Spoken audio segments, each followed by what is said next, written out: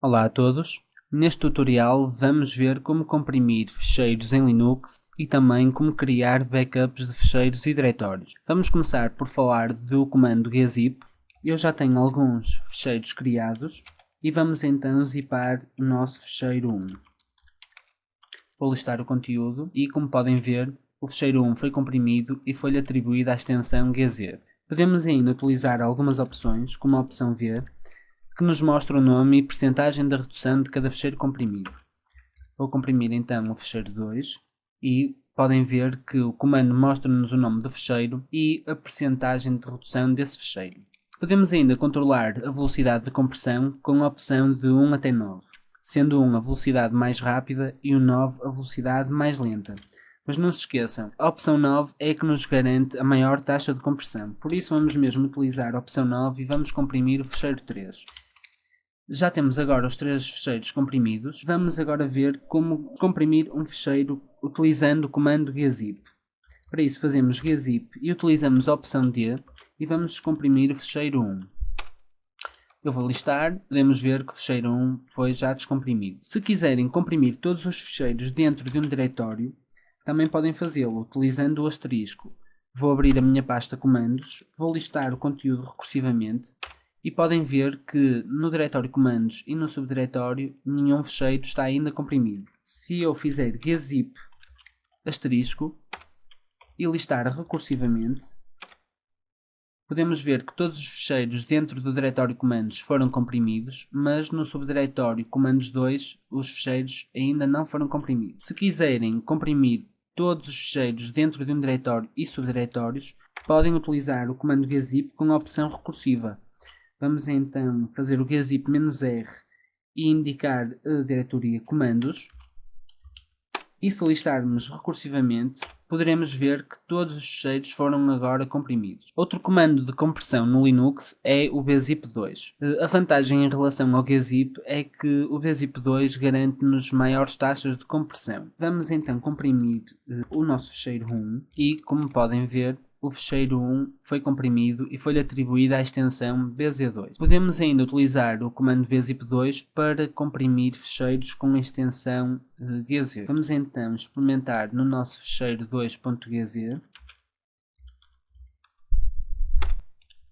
e, como podemos ver, o ficheiro 2 foi comprimido e foi-lhe atribuída a extensão .gz.bz2.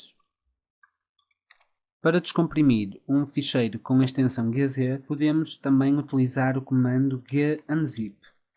Vamos descomprimir o nosso ficheiro 3.gz e podemos ver que o ficheiro foi descomprimido. Para ficheiros com a extensão bz2, podemos utilizar o bunzip2 e vamos descomprimir o nosso ficheiro 1.bz2. E, como podem ver, o ficheiro 1 foi também descomprimido. Vamos agora falar do comando tar para criar backups de ficheiros. Já tenho também alguns ficheiros criados e vamos então criar um arquivo do nosso ficheiro 1 utilizando o comando tar juntamente com a função C para criar um novo arquivo e as opções V para listar os ficheiros processados e F para utilizar um ficheiro de arquivo. Indico o nome do arquivo que pretendo criar e o nome do ficheiro.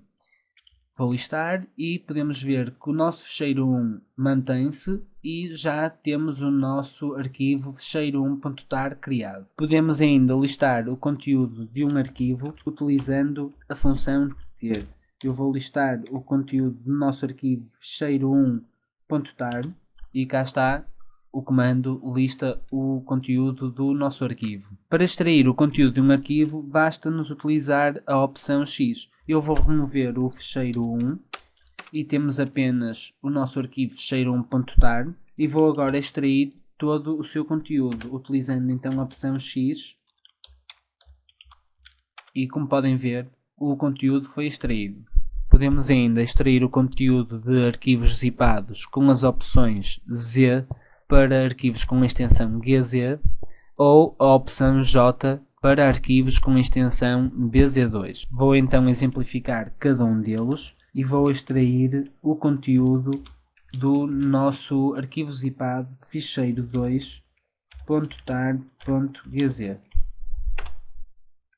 Como podem ver, o conteúdo foi extraído. Para arquivos com a extensão VZ2, podemos utilizar exatamente o mesmo comando, mas desta vez com a opção J.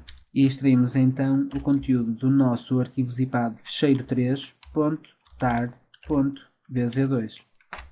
E já está, o conteúdo foi extraído. Bem, por este tutorial é tudo, espero que tenham gostado e que tenha sido útil, e até uma próxima.